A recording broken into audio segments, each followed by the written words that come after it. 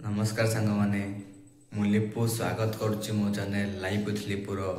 आउ एक ब्लॉग रे मु आज आपको देखी विष्णुपुर अनंत शयनर बेश आमर ढेंकानाल सरंगारे अवस्थित अच्छी ब्राह्मणी नदी पाखरे आउ चलतु देखा ता दृश्य केमती थिला ता प्रकृति ता परिवेश केमती थिला आसन देखा सांग मैंने रूम रे बाहर पड़ी जाऊँ जी चल चलिका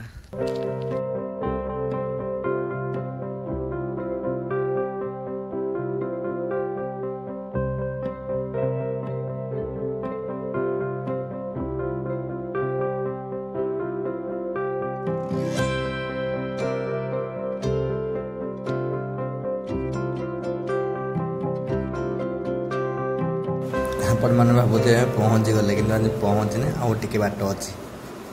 पूरा खरा हो जोरे से तो लिफ्ट मिलगला मैप देखो सीधा जावाई किंतु लोक मन तो बुझे जे एमती एपटे सीधा जावाई रास्ता सीधा जावाई तो चल चली जाऊे देखा जाऊ के बाट पड़ी से लिखाई बोर्ड 300 मीटर अच्छी बोला मुझे पचारि 300 मीटर कौन अच्छे कहले एक कटि 300 न 1300 मीटर अच्छे तो सीधा पूरा जातु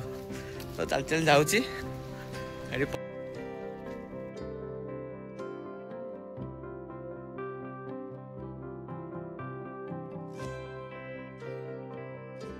मैंने पूरा रास्ता पूरा सुनसान अच्छी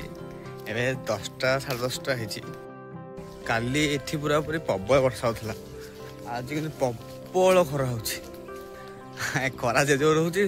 वर्षा भी से जोर हो आसला फाइनाली एठी पहुँचली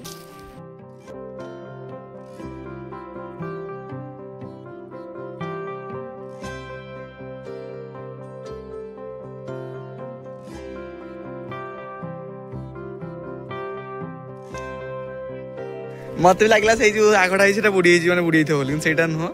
देखला ये बाट कर ये पा न जावाई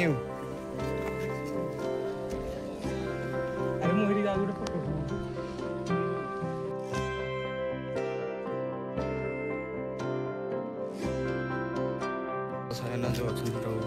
भी दर्शन कली मुंडिया मारी प्रभु जब किसी अजाणत भूल कर क्षमा करदे बाहरली रास्तार दहीबरा खाई बाहरली घर को आसा अनंत शयन विष्णुकर आशीर्वाद तुम मानक आम गौरव यह परंपरा आशा करुँगी भल लगी यदि भल लगी तो लाइक करेंगे कमेंट जनइबे एठा कि पूर्व बुलाक आसते मन कर सब्सक्राइब करेंगे भूलें बहुत कष्ट भिडियो करा पड़े आप जापे टाइम लगुच एडिटिंग करने को टाइम लगुच थंबनेल बनवाई तो सपोर्ट करूँ मैंने आपड़ जनातु आपन को नेक्स्ट को टॉपिक रे ब्लॉग दरकार सेटा मोर चेष्टा करी आपन को देखिए से ब्लॉग रोज जय जगन्नाथ।